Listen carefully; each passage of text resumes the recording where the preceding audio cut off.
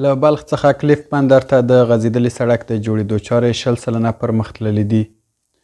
د بلخ ولایت بلخ ولسوالۍ له حاصلخیزو دښتو او ګڼ مېشتو سیمو څخه تر کلیف بندر پورې د غځېدلي سړک د جوړېدو چارې په چټکۍ سره روانې دي.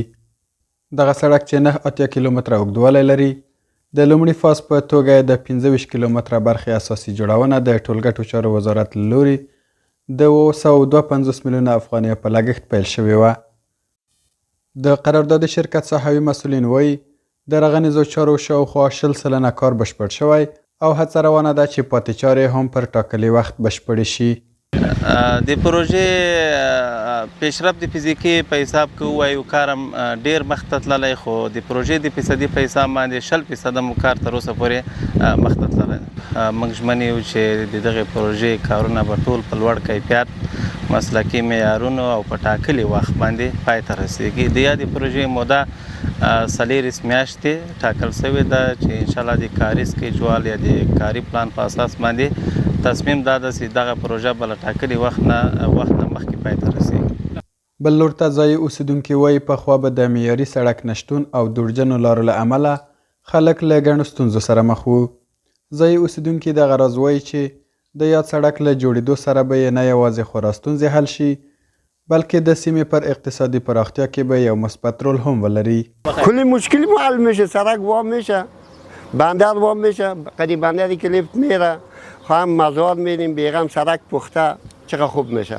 این سرک به خراب بود، جر و جوی زمستان خب بیخی مشکلاتش زیاد بود، حال فضل خدا بسیار خوب شده.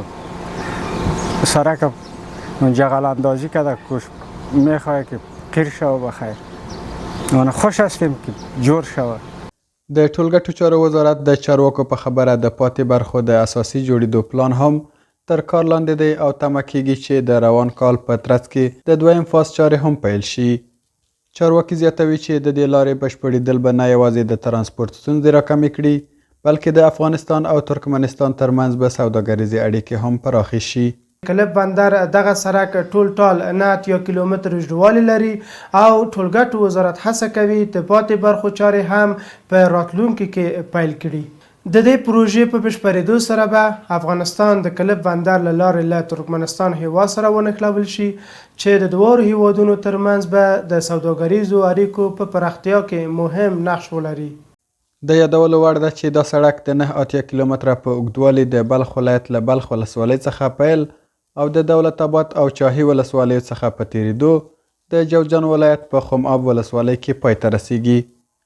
که څه هم افغانستان دا مهال د اقینې او تورغونډۍ بندرونو له لارې له ترکمنستان سره وصل دی، خو تمه کیږي چې د دغه سړک په جوړېدو سره به د جوزجان ولایت په خم آب ولسوالۍ کې د کلیف بندر له لارې هم ترکمنستان سره ونښلول شي. ثابت خان انځور، د البرز نشراتي څانګه، بلخ ولایت، بلخ ولسوالۍ.